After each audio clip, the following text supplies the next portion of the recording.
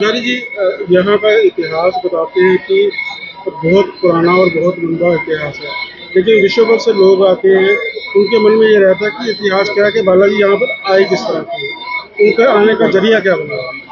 बालाजी के आने का जरिया बना महात्मा मोहनदास जी महाराज की भक्ति। होता क्या है, शास्त्र कहता है देवम भूत्वा देवम यजेत, देवता बनकर यदि देवता की तरह पूजा की जाए, देवता के लिए पूजा की जाए तो देवता प्रकट होते हैं।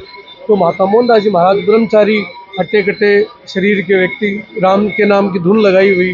तो हनुमान जी महाराज भी कैसे बिल्कुल बाल ब्रह्मचारी, हट्टे कट्टे शरीर के, राम के नाम की धुन लगाई हुई। तो उसी धुन से प्रकट होकर बजरंगबली यहाँ प्रकट होते हैं। स्वयं प्रतिमा है, भगवान अपनी मर्जी से प्रकट हुए हैं, अपनी रजा से, अपनी इच्छा से इस धरती पर बालाजी महाराज प्रकट हुए थे और पूरे जग को धन्य उन्होंने किया है, सभी के लिए प्रकट हुए। पुजारी जी कहते हैं जो वस्तुएं थी उस समय की अभी भी यहाँ पर पड़ी हैं, उनके दर्शन किस तरह से लोग करते हैं? जैसे कि विमल पुजारी जी ने बताया है, मैंने भी गणमान्य पुजारी परिवार से ही सब कुछ सीखा है। उन्होंने बताया था कि महात्मा जी के कड़े आज भी मौजूद हैं। वे सबके लिए सुलभ दर्शन इसलिए नहीं है क्योंकि बहुत रेयर है। उनकी रक्षा सुरक्षा के लिए उनको गुप्त रखा जाता है। गुप्त रखने का अर्थ है उन्हें मणि मंदिर में ही रखा जाता है। और जैसे एक प्रतिमा की पूजा होती है, महात्मा जी के कड़ों की आज भी प्रतिमा की तरह ही पूजा की जाती है। और गद्दी जो महात्मा जी ने वस्त्र पहने थे उसको गद्दी बनाकर पुजारी उसी पे खड़े होकर पूजा करते हैं, वो भी आज भी सुरक्षित है। आप देखेंगे जब सालासर बालाजी की लाइव वीडियो सालासर ऑफिशियल के माध्यम से जाती है तो एक गद्दी पर खड़े होकर ही पुजारी जी पूजा करते हैं। तो बालाजी महाराज ऐसा मानते हैं कि महात्मा जी ही पूजा कर रहे हैं। जब पुजारी गद्दी पे खड़ा होकर पूजा करता है, उस गद्दी में महात्मा जी के वस्त्र है जिन्हें सुरक्षित रखा गया है। ऐसा सुना जाता है कि जो बालाजी के मंदिर होते हैं वहाँ पर स्त्रियों को नहीं जाने देते, यहाँ पर भी ऐसा कुछ है या कुछ? नहीं, ऐसी कोई बात नहीं है। सभी दर्शन करते हैं। आप प्रांगण में चित्र दिखाइए, क्या महिलाएं भी हैं, बच्चे भी हैं, बुजुर्ग भी हैं, बीमार भी हैं, स्वस्थ हैं, सभी लोग आते हैं। भगवान सभी के लिए है। हमारा शास्त्र कहता है तुम्हें माता च पिता तुम्हें बंधु च सखा तुम्हें। तो वही हनुमान जी महाराज पिता रूप में भी देखे जा सकते हैं, बंधु रूप में भी देखे जा सकते हैं। और जय जय हनुमान गोसाई कृपा करो गुरुदेव की नहीं, गुरु रूप में भी पूजे जा सकते हैं। तो एक शिष्य अपने गुरु के घर, एक पुत्री अपने पिता के घर आ सकती है, बालाजी के दर्शन कर सकती है और यहाँ ऐसी कोई बाध्यताएं नहीं है। एक और बात हो रही है कि व्यवस्था जो है देखने को मिल रही है, बड़ी संख्या में लोग आ रहे हैं, लेकिन व्यवस्था बहुत बढ़िया है जी।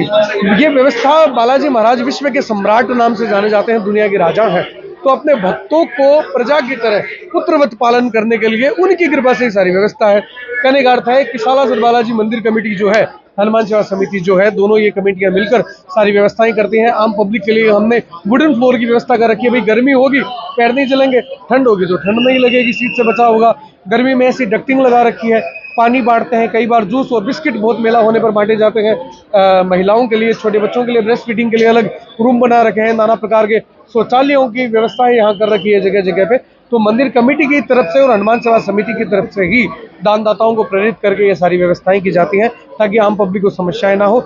जैसा कि मैंने कहा, बालाजी पिता है और पिता की तरह ही प्रजा का पालन करता है। एक देखने को आ रहा है, लोग अपनी मान्यता मानने के लिए नारियल बांध रहे हैं जी।